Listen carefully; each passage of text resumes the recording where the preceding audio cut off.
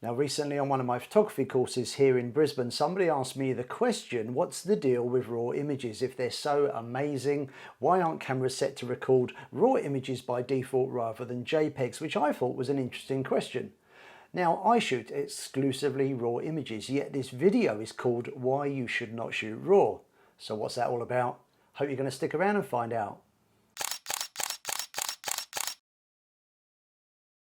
Hi, Paul here from Photo Genius. Welcome to my channel where I do photography tutorials, I share tips and tricks. Occasionally I do gear reviews. If you're new here, please consider subscribing.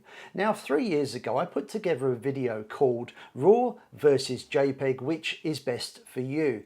Now this was in my earlier YouTube days, and although the audio quality on that particular video wasn't very good, content wise I think it's pretty much stood the test of time. If you want to check it out, I'll put a link up here and also in the description below this video. Now my plan this week was to bring you guys an updated video all about the RAW versus JPEG debate, with an emphasis on why I think you should shoot RAW images. However, as you can see from the title of this video, I completely changed my mind, and here's why. I'm going to show you two images. Now these two images I took yesterday with an entry-level camera. At this stage it doesn't matter what the camera is, and both of these images have been processed in Lightroom. One of these images is a JPEG, the other is the RAW image, but can you tell the difference? Do you know which one is which? The tricky thing with taking photos on a bright day is always going to be really dark shadows, but of course we can easily edit this using programs like Lightroom. But which of these two images is the RAW image and which is the JPEG?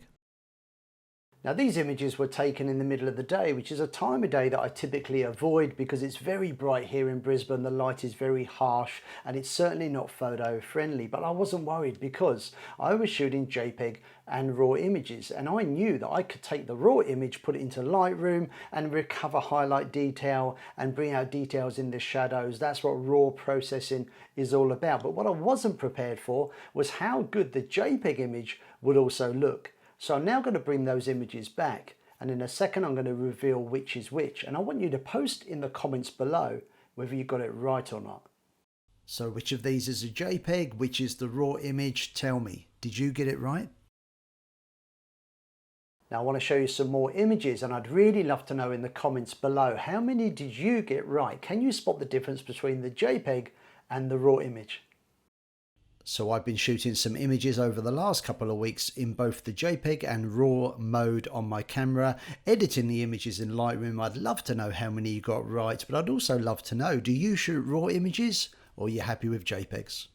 Now I choose to shoot RAW images because I quite enjoy the post-processing procedure. I know my way around Lightroom, so I choose to shoot RAW because I want ultimate control over how that image looks.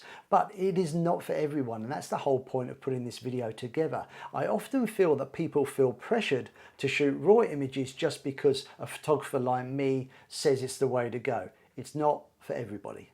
Now we live in a time where you're less likely to go to a photography gallery to look at images, and you're less likely to buy a photography book because we live in the digital age. So you're more likely to look at photos on your smartphone, maybe an iPad. We share images to social media where they're actually uploaded as quite small images anyway. And I reckon most people, when looking at images on Instagram, could not tell the difference between a well-edited RAW image and a well-edited JPEG image. So if you don't mind processing your images in Lightroom, then RAW is almost certainly the way to go. But if you're not ready for editing yet and you haven't got Lightroom, you just want to have fun with your camera and learn the basics, forget RAW. JPEG is for you.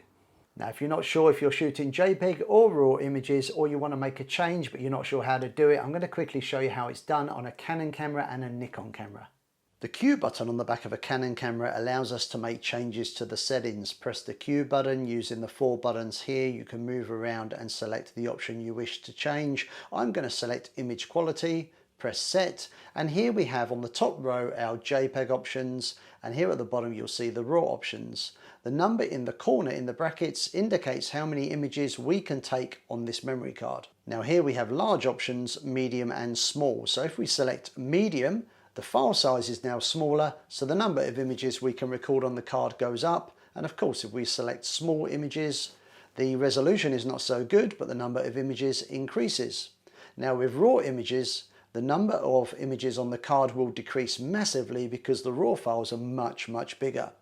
We can also choose to shoot RAW plus large JPEG simultaneously if we want, and once you've chosen the option you want to go with, all you've got to do is press set and you're done. Just in the same way that a Canon camera has a Q button on the back, most Nikon cameras have an I button. When you press it, you're able to use the buttons on the back to navigate and change the key features of the camera. Now I'm going to select image quality by pressing OK, and currently we're set to shoot fine resolution JPEG images. On this memory card I can record 463 images.